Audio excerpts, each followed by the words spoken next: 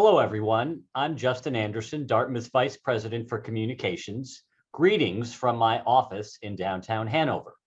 I'm joined virtually by Interim Provost Dave Kotz and Executive Vice President Rick Mills, who are leading Dartmouth's COVID response. We have come together as the campus is quiet in the midst of winterim to provide an update on what we know as of today, December 7th, 2021, about how COVID is affecting and will affect campus operations. We have just finished what was by most accounts a pretty successful fall term. Was it normal?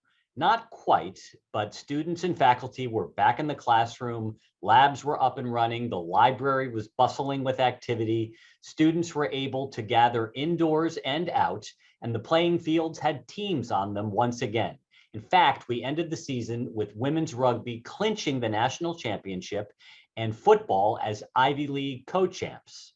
We are cautiously optimistic that the positive momentum from the fall will continue this winter.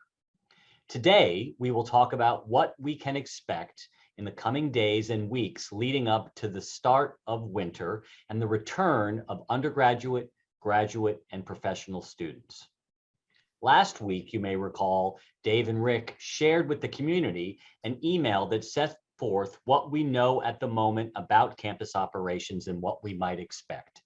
Our priorities, they said, are to keep the campus open and maintain the student experience while minimizing the risk of serious illness and promoting mental health. In terms of other headlines from their message, vaccinated students need to complete pre-arrival testing and will also be required to complete a PCR test within 48 hours of returning to campus.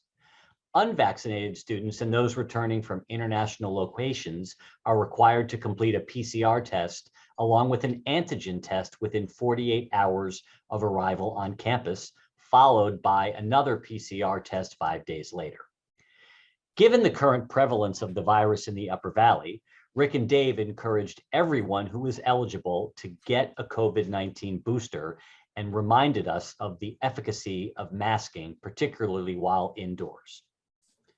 With that as an introduction, I am pleased to be here with Dave and Rick to see what else they can share, what insights they have on winter planning, and what we have learned over the course of the last year or so that will inform decisions moving forward. But let's start with what's been in the news of late, and that's Omicron, this new variant. We still don't know a lot about this variant, but we do know it's in the United States, and it's only a matter of time before it's in New Hampshire and the Upper Valley. So Dave, I'll start with you. How has Omicron affected planning and the way that Dartmouth is thinking about starting up operations again this winter? Yeah, thanks, Justin. It's great to see you. Great to be here again to share some of our thoughts with the community. I would say at this point, it hasn't made any change in our plans for the winter. We're planning to open on schedule, in person, just as we did in the fall. But of course, we're watching the news very, very closely, consulting with our medical advisory team very carefully, because there isn't a lot yet known about Omicron, but we want to know as quickly as possible whether it seems to be either more transmissible or more virulent, and then we will, think about what changes might be necessary, if any. Well, Dave, if I could stay with you with sort of a related question that transcends the most recent variant and any variant, and it really, what is driving or what drives our decision making? What is it that you think about when determining operational decisions? Is it the prevalence of cases on campus? Is it the severity of those cases? Is it the contagiousness? Is it guidelines from the CDC or the state, our peers? What is it that's driving, that drives for you and for Rick decision making? Well, to some extent, it's all of the above, but in the bottom line is something you quoted actually at the beginning, that the goal of our decisions, the goal of our policies is to remain open and to maintain the student experience on campus for in-person learning. That's our goal, while minimizing the risk to severe illness and promoting mental health. And so it's a balancing act. All these things are a balancing act because we're trying to maintain that openness, that normal operation, but also maintain a reasonably low risk of illness. And so that's where the complicated and difficult decisions end up sometimes, because we don't always know the information that might be needed for us to make a fully informed decision. So we do the best we can to strike that balancing act. Rick, since I have you here, I'm going to ask you some questions as well. And this is a question that in some form I think I've been asking you for well over a year, and it has to do with remote work. And I'm wondering if you can say how much longer you expect work to continue remotely, or I could phrase it a little bit more positively. Will we be working with flexible schedules forever now? Yeah, good question, Justin. And it's one of the things I'm most often asked. I would say, beginning with this fall semester term, we pivoted to remote work, not because of the virus, but remote work because of the lessons we learned during the virus and the fact that we have employees who are able to do their jobs, who appreciate the flexibility of the remote opportunity. And I think it's opened our eyes as managers to different arrangements around work that work better for our employees and also work for Dartmouth. And at this point, our remote work arrangements are really because managers and workers are finding that it fits their schedule and their work duties better and is a more amenable arrangement. It's not because of the virus. Presumably, there could be some change in circumstance of the pandemic that would cause us to decompress in some fashion and want to do some remote work because of the virus. But at this point, we really are taking some pride in Dartmouth's position as an employer that's amenable to remote work arrangements. We're thinking about how we can employ folks around the country in different sorts of arrangements, far from what we would have traditionally imagined before COVID. And we see that as a great opportunity. And we'd like to be the kind of employer for whom, when employees think about where's a flexible employer, we'd like Dartmouth to fit into that category. Dave, I'm going to ask you a question, and I'm doing so realizing that you don't have a crystal ball, although I know you wish that you did oftentimes, or even a magic 8-ball to help you out with a question. But I'm going to ask you nonetheless. At this point, are there plans to modify how classes will be held this winter, especially at the beginning of the term when students are returning to Hanover from all over the country and all over the world? The easy answer is no. We have no plans to change the way we're offering courses in the winter, or even for the first couple of weeks. We are, of course, watching the trends and the situation both locally and globally, and will, if necessary, make changes. But at this point, I don't see any evidence that we will need to change the way we're operating in the winter. Well, and in that question, I mentioned that students will be returning to Hanover from all over the world. What are the policies for students traveling internationally over break as it relates to their return to the country and to campus? When they return, will there be anything that they have to do differently as opposed to a student who is returning to campus from, say, California or New York? Not that I'm aware of. No, I think not any Dartmouth policy. It's certainly students should pay attention to U.S. or New Hampshire policy, but I'm not aware of it. If they're vaccinated, in particular, they should be behaving just like anyone coming from domestically. But if they're unvaccinated, just like anyone else who's unvaccinated but exempted from vaccination, they need to follow extra precautions, extra testing, extra masking, etc. Rick, Dave just mentioned that, as long as the students are vaccinated, it shouldn't be an issue. lot of talk in the news, on campus, everywhere about boosters and the availability of boosters and can I get a booster or should I get a booster? We talk about at Dartmouth the need for those of us who are on campus to be fully vaccinated. Do you think in order to be fully vaccinated, we will require that you have received a booster? That's something we're discussing. At the moment, we're just strongly encouraging folks to get boosters. And it's the kind of thing that you should be looking for when you're at home. If there's an opportunity, we'll be offering booster clinics. The discussion around whether we're going to require it, I'm not sure where that's going to go. If we do find that we need to require boosters, we will certainly give people notice, and we will provide opportunities for booster clinics on campus to enable people to get those boosters. But I think the evidence, and from what we're reading, it just makes sense. If you're able to get a booster and you're eligible, get a booster.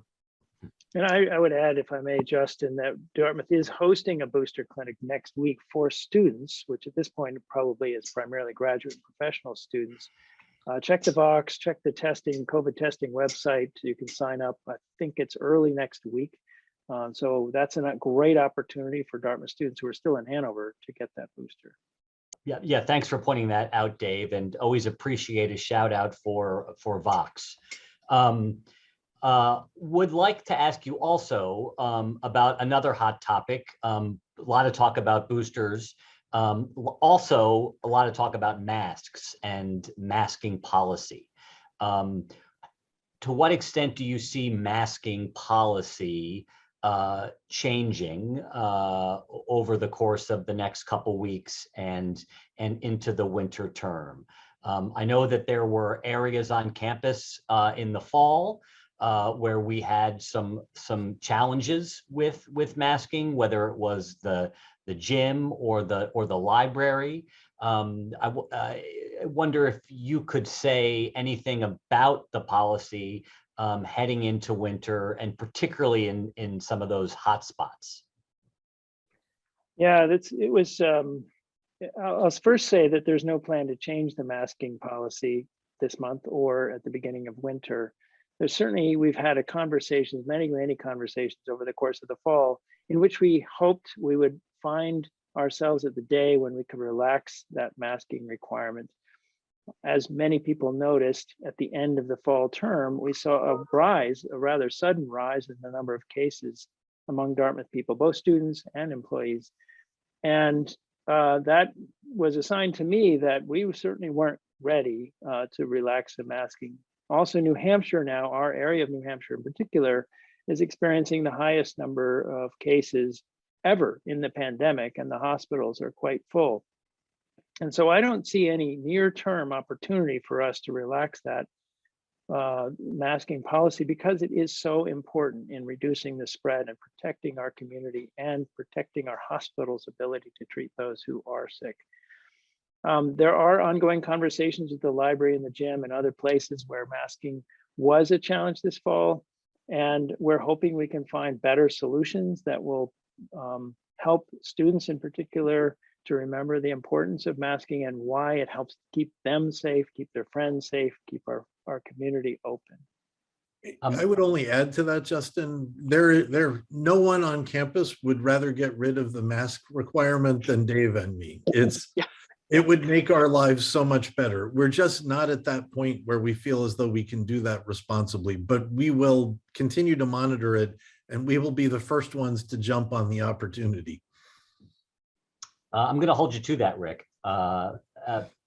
I have another question about policy, and Rick, I'm gonna throw this one to you, and that's about testing. With the increased numbers of cases in the Upper Valley, there's a lot of talk about testing and about testing more. And I am wondering if we know yet what the testing cadence will be when students return and are back on campus. Yeah, and with the exception of the pre-arrival testing and the testing right upon arrival, we're going to drop back into the same cadence we had in the fall. We're actually, thanks to the students and staff who and faculty who tested during the fall, we ended up in a pretty good place with testing surveillance that made us fairly comfortable we would be able to detect outbreaks if we were to have one. And we're going to continue that for the winter. We'll continue to monitor what the situation on the ground is and whether there's reason to change that. But for the moment, it will look just like the fall term. We have time for one more question. And this is a question for both of you. I will ask, and then you guys can figure out who's going to take it first. You can rock, paper, scissors for the opportunity to answer first. The pandemic has often been likened to a grand experiment during which we are learning about the efficacy of our response in real time and then adjusting. And as an academic institution, as a place where lots of experiments are taking place, I know that I certainly see the wisdom and the value in watching what's happening and trying to figure out a better way that we might be able to achieve our goals. You'll, I'm sure, recall early on in the pandemic, the CDC said that masks were not required because they did not effectively stop the spread of the virus. That proved to be not exactly right. And now we're talking, understandably, about the efficacy of masks and making sure that we are doing so, particularly when we're in close quarters indoors. So I'm wondering, sort of on the local level at Dartmouth, what you guys have learned over the course of the term or the year that has caused you to sort of rethink or reevaluate policy decisions or just decisions in general about campus operations and how we do what we do. Go ahead, Rick. Great. So, Justin, it's a really good question. And speaking personally, and Dave may have his own observations, I think the first thing I learned is how incredibly forgiving and generous the Dartmouth community is. Actually, I kind of got into this. Joe Helbley, as you know, because you were his partner through it, really handled the response during last year. And Dave and I both arrived on the scene. I think I was a little worried about what it was going to be like to be the leader of the COVID response, recognizing how difficult it was for the community. But I think as Dave and I have met with faculty and students and staff and worked on this, my single biggest takeaway is that this community means well, is well-intentioned, really does try to address the things we need them to address. And when there are not the behaviors we hope for, there are often pretty good reasons behind why people acted that way or felt that way. And for that, I'm appreciative, and it's been really nice to see. I think the other things that I would say, we've learned that there aren't things that you can really plan on. Dave asked for a crystal ball in his budget submittal this year, and it was denied. We thought this summer that we were well on the way to being a fully vaccinated community and everything would move ahead. That proved not to be the case. And as Dave said, we're now at the highest case counts per capita in New Hampshire that we've experienced during the entire pandemic. That said, we've also learned that we haven't had any serious illness among Dartmouth faculty, staff, or students. And if you're vaccinated, it's pretty clear you're well protected. And I think, as Dave said, it's those three factors of keeping the campus open, maintaining the experience, minimizing the risk of serious illness, and addressing mental health that's required this remarkable balance. And it's a very heterogeneous community. What works for one group doesn't work for another. People's perceptions of risks vary. And so I would say mostly I've learned that you have to adapt to unexpected changes. You need to communicate well, which thank you, Justin, for you and your team helping us make those communications. But if you do those things and you're transparent with the community, people will come along and we'll get our way through this pandemic. We all wish it was over. We're all tired, but we will find our way through this and come out the other side. Those are all great points, Rick. I was going to also add, or I guess now emphasize the what I've learned is our need to adapt. Constantly be watching how the policies are playing out on the ground and what the effects are in terms of the pandemic influence or effects on our campus, and then adapt as needed. And I think you've cited several examples. I anticipate us adapting more in winter and spring in ways that we don't yet know will happen. And I do see us coming out the other end. And as many have pointed out to me, it's not like there's going to be a day where the pandemic just ends, right? We're going to transition into an endemic kinds of situation where we have learned to live with this virus like we have so many others before. And what exactly that will look like in terms of our management of that endemic, it's hard to say at this point, but we're definitely looking toward that time.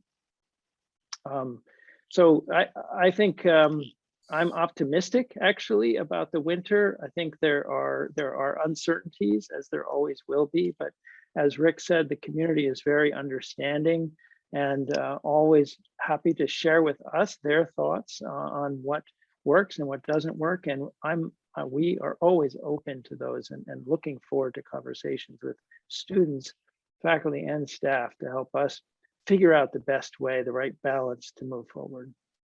Two Rick, final points, Justin. Yeah. Yes, you have yes. If you'd like to make a final point, please do. As you mentioned, the Dartmouth football team shares the Ivy League championship, but I think if you look at the record, we played the other co-champion and beat them. So that's one point. And then the final point is, I hope all faculty, students, staff, and their families can get a little bit of a break during this 2-week winterim period. And Dave and I send our best wishes to everyone. Yeah, very much so. Happy holidays, everybody. Thank you both so much for joining us. It's really been helpful, and I really appreciate your time. So with that, I will say goodbye, and I will also wish all of you a happy holidays, and put down the phone, turn off the computer, pick up a book, talk to your family, enjoy the holidays, enjoy the break, and we'll see you soon.